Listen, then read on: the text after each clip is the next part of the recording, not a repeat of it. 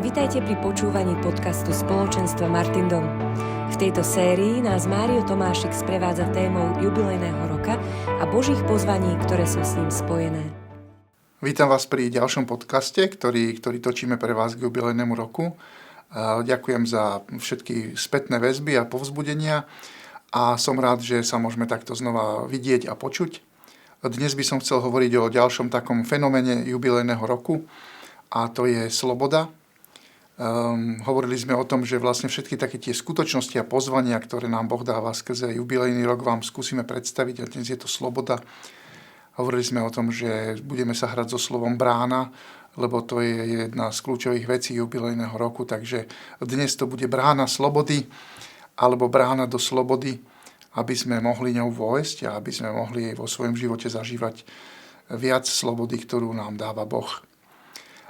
Z tých minulých podcastov by som vám len skúsil pripomenúť, že sme hovorili o tom, že sme stvorení pre Boha a že sme stvorení aj preto, aby sme si nachádzali čas sa zastaviť, čas byť s Bohom. Takže moja prvá taká prosba pre vás bola, že nájdi si čas s Bohom. A v tom druhom podcaste sme hovorili o tom, že jubilejný rok začína dňom zmierenia a veľmi som vás prosil, aby sme sa zmierili s Bohom, aby sme do toho aktívne vykročili. A v tom treťom podcaste sme hovorili o radosti, o bráne radosti, o tom, ako sa otvoriť pre Božiu radosť v našich životoch. A keďže radosť prichádza aj skrze vďačnosť, alebo je to taká dvojica, radosť a vďačnosť, tak som vás prosil, aby ste si našli čas na to, aby ste mohli Bohu poďakovať za to, čo dobre robí vo vašich životoch a hlavne za to, že vás alebo nás všetkých zachraňuje od smrti a dáva nám večný život. Takže toľko tak v skratke predchádzajúce podcasty, aby sme si mohli pripomenúť, a ak sa ti nepodarilo niečo v tom urobiť, tak ťa povzbudzujem, lebo Pán Ježiš veľa hovoril o tom, že nebuďme len počúvateľmi, ale buďme ľuďmi, ktorí proste uskutočňujú veci, ktoré hovorí Pán. Takže uskutočňujeme veci, ktoré hovorí Pán. Takže dnes nás čaká brána slobody. Sloboda je proste takou podstatnou časťou nielen nášho života a toho, o čom rozprávame. Často počujeme, a hlavne mladí si veľmi vážia slobodu ako takú možnosť robiť, čo chcem a robiť to tak, ako ja to vidím správne a ako to chcem. A to je možno také psychologické ponímanie slobody, že cítim sa slobodný robiť, čo chcem. A tá biblická sloboda vyzerá trošku inak a skúsime si o nej niečo povedať. Ale začneme teda jubilejným rokom, lebo podstatnou časťou jubilejného roku bolo aj prepustenie židovských otrokov. Zdôrazňujem židovských, pretože keď mali Židia iných otrokov z iných národov alebo získali ich za nejakých iných okolností, tak tých sa jubilejný rok netýkal, ale týkal sa vyložene židovských spoluobčanov alebo súkmeňovcov, že ak si mal v otroctve Žida, ak si mal v otroctve svojho súkmeňovca, tak jubilejný rok hovoril o tom, že ho máš prepustiť. A že ho máš prepustiť aj s celou svojou rodinou, ktorú nadobudol možno u teba dovtedy, a že ho máš nielen poslať preč a povedať mu, buď slobodný, ale že mu máš aj pribaliť niečo na cestu, keby som to chcel tak pracovne povedať. Že máš sa mu odmeniť za tie roky tej otrockej služby a máš ho vybaviť tak, že keď sa vráti domov, že bude mať ako začať. A to je taký krásny princíp, ktorý Boh ukázal pri vyslobodzovaní z Egypta. Inak vlastne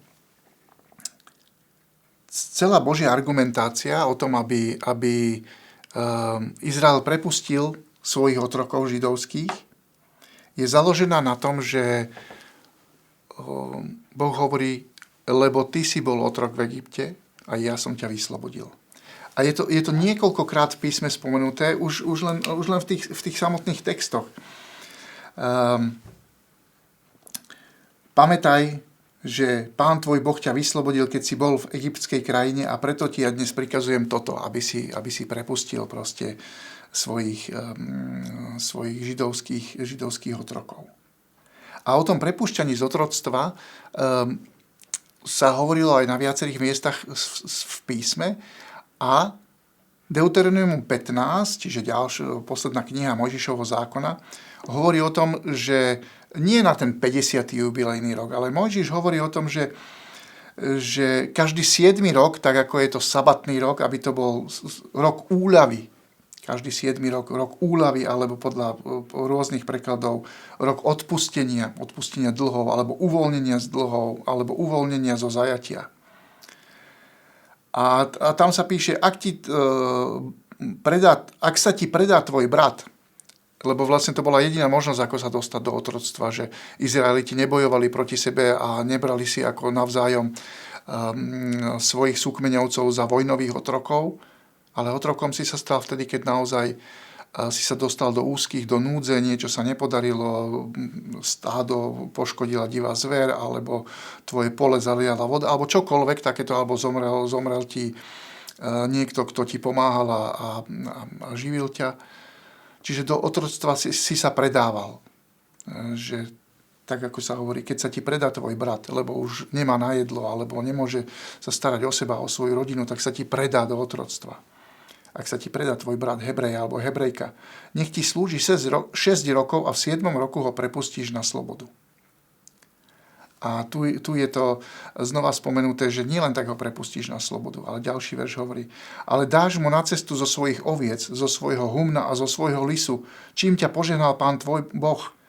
Pamätaj, že Pán tvoj Boh ťa vyslobodil, keď si bol v egyptskej krajine a preto ti toto prikazujem. A je to aj na ďalších miestach spomínané. Napríklad Levitikus 25, ktorý je tou hlavnou kapitolou o jubilejnom roku.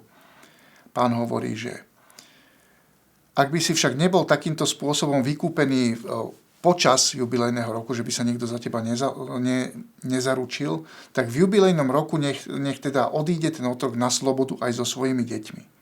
Veď Izraeliti sú mojimi služobníkmi. Oni sú mojimi služobníkmi, ktorých som vyvidol z egyptskej krajiny, ja, Pán, váš Boh. Lebo základnou skúsenosťou Izraela ako národa bolo vyslobodenie z Egypta. Určite Abraham bol ten praotec, kedy mu Boh slúbil, že z teba urobím veľký národ.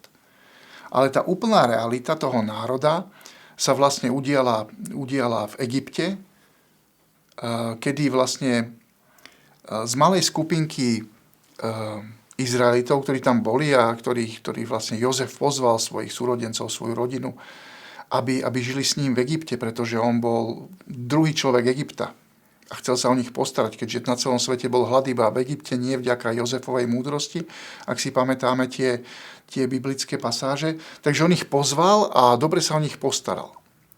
Ale zomrel Jozef, zomrel faraón, ktorým bol naklonený a časy sa zmenili. Egypťania sa ich báli, že rastú, že majú viac detí a že rastú ako silná skupina a začali ich obmedzovať, až to skončilo otroctvom. Čiže izraelský národ, ako obrovská skupina ľudí vzniká v Egypte a nepozná nič iné, iba otroctvo. A preto je ich takou základnou skutočnosťou aj národa to, že sú vyslobodení z Egypta. Že Boh ich proste vyslobodí z Egypta a Boh im to často pripomína. Boli ste otroci v Egypte a ja som vás vyslobodil. Preto sa správajte takto a takto. Správajte sa ako slobodní, ale zároveň sa správajte ako tí, ktorí vedia, že ja som ich vyslobodil a že ja sa o nich starám. A podobne základnou skúsenosťou náboženstva izraelského bolo to, že Boh je tak mocný, oveľa mocnejší ako egyptskí bohovia. Že vlastne Egypt bol vtedy najsilnejšia ríša, alebo považovaný za najsilnejšiu ríšu, mal monumentálne stavby, mal proste strašne veľa bohatstva a mal obrovskú armádu. Preto Izraeliti nemohli odísť z Egypta, aj keď ich bolo relatívne veľa. Človek si povie, no tak keď vás boli také tisíce, sa zdvihnete a nikto vás nezastaví. Ale Egypt mal obrovskú armádu. A zrazu Boh ukáže, že on je oveľa silnejší ako egyptskí bohovia, ako egyptská sláva a že je aj oveľa silnejší ako celá egyptská armáda. Vieme, že že vlastne faraón pod tým tlakom Božích rán a hlavne tým tlakom smrti prvorodených sa podvolí a prepustí Izrael. Ale potom mu to je ľúto a pošle za nimi celú armádu. A Boh ukáže, že je silnejší ako celá egyptská armáda, pretože ich utopí v Červenom mori a Izrael je slobodný. A toto je taká základná náboženská skúsenosť potom Egypta, že Boh je silnejší ako akýkoľvek iní bohovia. Boh je silnejší ako akékoľvek iné armády. Tento Boh nás vyslobodil a dal nám svoj zákon a je s nami. A nás počúva. Že Boh sa ukazuje ako ten, ktorý počúva. A to máme v písme viacero dôkazov o tom, že napríklad Exodus 3.7, keď Pán hovorí Mojžišovi, že videl som utrpenie svojho ľudu v Egypte a počul som jeho volanie. Viem o jeho utrpení.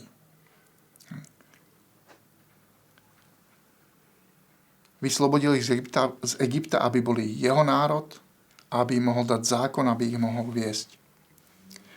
Čo to znamená pre nás? Lebo písmo hovorí v Rímanom 5.14, že všetko, čo bolo kedysi napísané, myslí sa tým písmo, Biblia, Božie slovo, bolo napísané nám na poučenie, aby sme skrze toto všetko mali trpezlivosť a útechu z písma a mali sme nádej. Izrael bol stratený v egyptskom otroctve, nemohol si nejako poradiť sám. Nemal na to možnosti, vybavenia ani nič podobné. Boh sa nad nimi zmiloval a poslal im Mojžiša, sprevádzal ho svojou mocou, zázrakmi. A preto si Izrael doteraz pripomína paschu, ako Pánov prechod. Prechod cez Červené more, prechod z otroctva do slobody. Aj my oslavujeme paschu a ten čas sa blíži. My to nevoláme pascha, ale voláme to Veľká noc. A my pri nej zažívame prechod z otroctva do slobody a zo smrti do života. Je to Pánova pascha, Pánov prechod. Ale my ideme ešte hlbšie. Vysvetlím, čo tým myslím. Zákon, ktorý bol daný skrze Mojžiša, sa týkal hlavne vonkajších vecí, nášho vonkajšieho správania a našich vonkajších skutkov. Preto sa prinášali obety, keď boli porušené tieto skutky alebo tieto pravidlá. A list Hebrejom o tom hovorí, pamätáte si, som tak zdôrazňoval, Hebrejom 9. kapitolu. Keď hovorí, toto podobenstvo je pre terajší čas, podľa ktorého sa prinášajú dary a obety, ktoré nemôžu vo svedomí urobiť dokonalým toho, kto ich prináša. A iný verš. Lebo ak už krv capov a bíkov a popol z jalovice pokropením poškvrnených posvecuje, aby boli telesne čistí, o čo viac krv Krista, ktorý skrze večného ducha sám seba priniesol Bohu na obetu, bez poškvrny, očistí nám svedomie od mŕtvych skutkov, aby sme mohli slúžiť živému Bohu.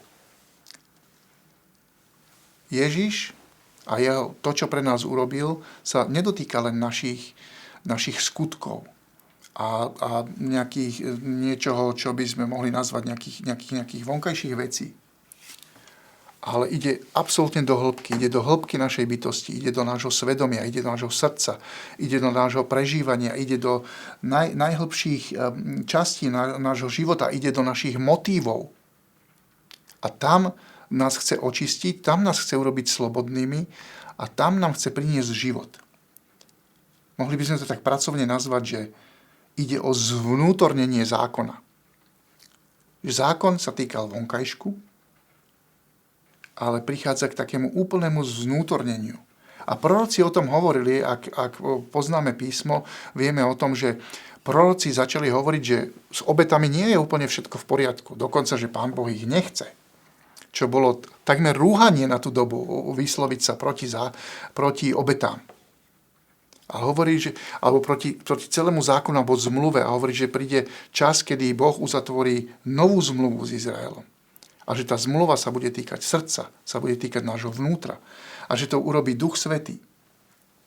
Takže keď hovorím o slobode a o bráne slobody, nehovoríme len o tom, o nejakej našej vonkajšej slobode.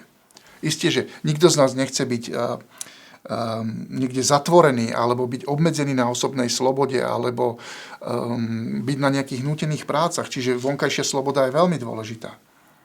Ale Ježiš nás vedie ešte hlbšie a hovorí o vnútornej slobode. o našom svedomí. Môže sa stať, že nejak návonok vyzeráme dobre, ale svedomie nás tlačí, hrízie a bolí.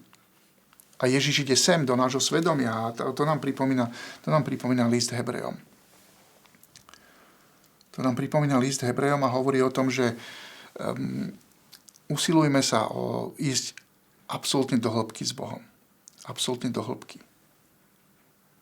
Vznútornenie zákona neprichádza len preto, že Boh sa chce dotknúť nášho vnútra, čo je skvelé a úžasné. Ale je to aj prirodzený následok toho, že Boh skrze svojho ducha, skrze to všetko, čo urobil Pán Ježiš, aby nám mohol poslať aj svojho ducha, skrze svojho ducha už neprebýva len pri nás, ale prebýva v nás, prebýva v tebe a vo mne. A bolo by absolútne nelogické, že Boh prebýva v tebe, v tvojom vnútri, v tvojom srdci, v tvojom svedomí, ale bude riešiť iba vonkajšie veci. Zákon riešil vonkajšie veci a to, čo prináša Ježiš, rieši aj vonkajšie veci, lebo Ježiš neprišiel zákon zrušiť, ale naplniť. Ale k tomu pridáva to vnútorné a hovorí, milujem ťa a žijem v tebe. Preto musíme riešiť tie vnútorné veci. Biblia vôbec nehovorí o tom, že ak je tvoja vonkajšia sloboda obmedzená, že by si sa s tým mal nejak akože zmieriť a že je to pohoda. Potrebuješ bojovať aj za svoju vonkajšiu slobodu. Pavol to odkazuje otrokom, keď hovorí, že keď si sa narodil ako otrok alebo si otrokom, tak však vieš sa s tým nejak vyrovnať, ale keď máš možnosť sa toho zbaviť, tak to urob. Hej, toto nie je v protiklade s vonkajšou slobodou, ale tá vnútorná ide proste brutálne do hĺbky a preto nás vie tak uzdraviť. Lebo uzdraví naše srdce, uzdraví našu hĺbku. Ale možno skúsim ešte ďalšie takú podobnosť s Pánovou paschou, že Izrael bol v otroctve. Aj my sme v takom vnútornom otroctve. Každý z nás zhrešil nielen dedičným hriechom, ale aj tými osobnými. A od toho, čo urobili Adam s Evou, tak sa nachádzame v stave určitého otroctva hriechu. Prečo to nazývam otroctvo? Lebo vieme aj z vlastnej skúsenosti, že hriech je silnejší ako my. Hej. A diabol je veľmi prefíkaný a vlastne veľmi ľahko dostal aj Adama a Evu. Veľmi ľahko vie dostať aj nás. My prirodzene sme slabší ako hriech. Ale tak, ako bol Izrael bezmocný a Boh posiela Mojžiša a sprevádza ho, tak do našej bezmocnosti, do nášho otroctva hriechu, Boh posiela nového Mojžiša. A neposiela svojho služobníka alebo proroka, ale posiela rovno svojho syna. Posiela Ježiša, ktorý prichádza a mocou a zázrakmi a svojimi slovami a všetkým nás vyslobodzuje z nášho zajatia, z našej neslobody a z nášho otroctva. Izrael noc predtým, ako odchádzal z Egypta, keď už ho vlastne faraón nechtiac pustil, zabil baránka a krvou potrel veraje dverí. Preto, aby anjel smrti rozoznal, že tuto nemôžem vstúpiť a nemôžem zobrať prvorodené. Ježiš urobil niečo podobné, ale svojou krvou nás, by som to povedal, tak duchovne pokropil a anjel smrti, alebo diabol so všetkými jeho pokušeniami a so všetkým tou mocou hriechu a všetkým nemá moc. Môže sa nám stať, že padneme, ale nemá moc. Lebo Ježiš porazil hriech, porazil smrť. Smrť je inak hlavný diabolov nástroj. Strach zo smrti a smrť je to, čo sa ľudia najviac desili a čomu sa chceli vyhnúť. To je hlavný diabolov nástroj a všeobecne strach, ktorým sa diabol snaží nás zovrieť a držať nás stále ako otrokov. Ale Ježiš porazil hriech. Za prvé nikdy nezhrešil a za druhé zobral naše hriechy na kríž. Ježiš sa nazýva baránkom. Tak ako Izrael mal svojho baránka a zabil ho v predvečer, tak Ježiš hovorí, že je tiež baránok. A že prinesie tú obeť a pokropí, alebo že bude natreté nie vera je našich dverí, ale vera je, dvere, ak chceme, vera je také staršie slovo, ale pokropí dvere nášho srdca, dvere nášho života, pokropí naše vnútro, našu dušu, nášho ducha, aby tam mohlo prísť víťazstvo. Na záchranu do vonkajšej smrti stačila krv barana, zvieraťa. Na záchranu od vnútornej smrti, od večnej smrti a vnútornej smrti a otroctva hriechu bola potrebná krv Božieho syna, Božieho miláčika, toho najvzácnejšieho, čo Boh má. A ako som spomínal, cieľom jubilejného roka je osobne sa stretnúť s Ježišom a s jeho milujúcou a odpúšťajúcou láskou. To je cieľ. Cieľ nie je niekam sa len dostať, alebo trošku sa zlepšiť, alebo aj cez toto pôstne obdobie si povedať, že skúsim odstraniť niektoré návyky a skúsim byť trochu lepší a sústrediť sa trošku viac na dobro alebo niečo podobné. Cieľom je osobne sa stretnúť s Ježišom. A osobne neznamená nejaká brutálna mystika alebo niečo také, ale osobne znamená, že sa ma to dotkne. Že to vôjde do môjho vnútra, že to vôjde do môjho srdca, že to vôjde do môjho svedomia. Ja môžem smelo povedať, že od svojho takého dotknutia Bohom, od svojho takého prebudenia viery, čo bolo pred viac ako 30 rokmi, sa snažím slúžiť Bohu akýmkoľvek spôsobom. A snažím sa prednášať a modliť s ľuďmi a ohlasovať evanjelium rôznym spôsobom a na rôznych miestach, aj na takých čudných. Ale môžem povedať, že pre mňa sa to osobné stretnutie udialo tak, že som spoznal alebo uvedomil si, že ako ma Boh miluje, a uvedomil som si to tak, že jednak som to nejak začal prežívať vo svojom srdci a jednak som pochopil, alebo nejak sa mi to stalo zrejmým a zrazu osobným, že Ježiš zomiera na kríži nie za všetkých, tak akože anonymnú masu. Nie tak akože za ľud, alebo za tých možno, ktorí tam boli zhromaždení, alebo niečo podobné. Ale aj za mňa. Za mňa osobne. Že to moje hriechy spôsobili, že Ježiš musel trpieť na kríži a že tam bol pribitý a že jeho krv musela byť prilietá aj kvôli mojim hriechom, kvôli mojim pádom, kvôli môjmu životu. A toto sa ma ohromne dotklo. A zmenil mi to život. Že to bolo to osobné stretnutie. Doteraz si to pamätám. Bolo to pred viac ako 30 rokmi. Bolo to na téze vo Viedni. Bola hrozná zima. Téze sa už končilo, ale naša skupina sa rozhodla, že pôjdeme ešte do kostola sa modliť a urobíme si takú adoráciu na záver.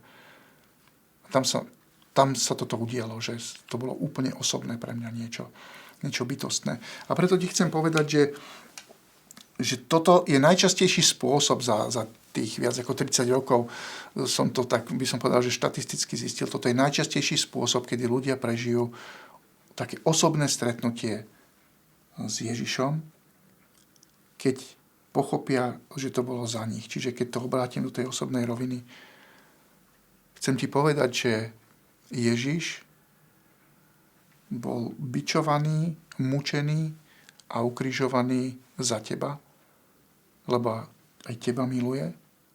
Tiekla jeho krv, aby boli zmyté tvoje hriechy, tvoje zlé veci, všetko to, čo skrývaš, alebo si skrýval, takisto ako moje.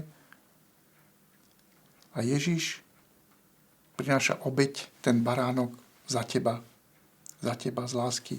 Nezoskočí z kríža, pretože vidí aj teba a chce dokončiť svoje dielo, aby aj ty si mohol byť slobodný od hriechu, od tlakov rôznych života, od nejakých takých ťažkostí, od pocitu beznádeje alebo samoty, aby si mohol byť od toho slobodný. On ťa vykúpil a zachránil ťa, aby si mohol žiť, tak aby si mohol byť šťastný. A šťastie neznamená, že máš všetko, čo sa ti len zachce. Ale šťastie znamená, že robíš to, k čomu si bol stvorený. Že žiješ tak, ako to Boh naplánoval. Lebo Boh chce, aby si bol šťastný. A Boh výsledkom toho, že sa necháš osobne dotknúť ním, bude ten, že rád budeš robiť to, čo chce on, lebo budeš vedieť, že je toto najlepšie pre teba a že je toto najlepšie aj pre tých ostatných okolo teba. Takže možno taká aktivitka na záver pre teba, že pripomeň si, alebo skúsi nájsť čas, možno si prečítaj tú stať z Božieho slova o utrpení Ježišovom, ale hlavne zvnútorni to všetko. Vnútorni to posolstvo. Je pre teba, je tvoje. Je to o tebe, o Ježišovi a o tebe. A skús si povedať, Ježišu, ďakujem, že si zomrel za moje hriechy, že si zomrel za mňa, že si trpel za mňa. A veľmi ti za to ďakujem. A uvidíš, že to niečo urobí s tvojim životom.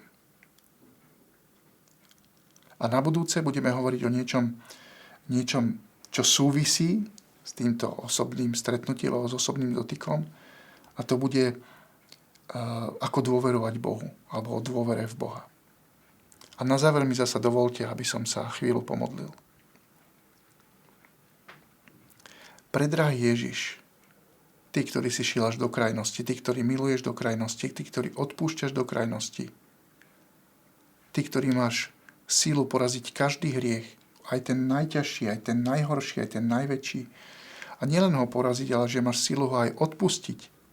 A dokonca máš sílu uzdraviť to v nás, aby nás nezožieral, že ideš až do absolútnej hĺbky našej bytosti, do nášho svedomia, do toho miesta rozhodovania a prežívania. Veľmi ťa prosím, aby sme to mohli zažiť. Aby to čo najviac z nás mohlo zažiť a aby sme to mohli šíriť ďalej. Aby sa tvoja láska šírila, aby sa tvoja dobrota šírila, tvoje požehnanie šírilo, aby čo najviac ľudí mohlo byť oslobodených od hriechu a mohli kráčať do večného života. Amen.